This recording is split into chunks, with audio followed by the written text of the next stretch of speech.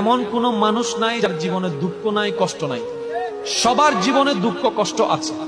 গড়ির কাটায় ঠিক এই মিনিটে পৃথিবীর কোনো না কোনো জায়গায় কেউ এখন হয়তো আগুনের মধ্যে পড়ছে, কেউ হয়তো ক্যান্সারের সাথে যুদ্ধ করছে, কারো কাছে হয়তো এই মুহূর্তে ডাক্তার এসে বলছে তুমি আর মাত্র বাঁচবে 3 দিন।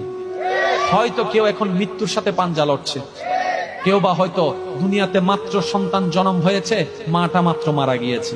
আপনি একটু ঠান্ডা মাথায় দেখেন, আপনার চতুর্পাশে জানা অজানা প্রত্যেকটা মানুষ যার মুখে হাসি আসে, সেও কোনো না কোনো দুঃখে, কোনো না কোনো কষ্টে আছে।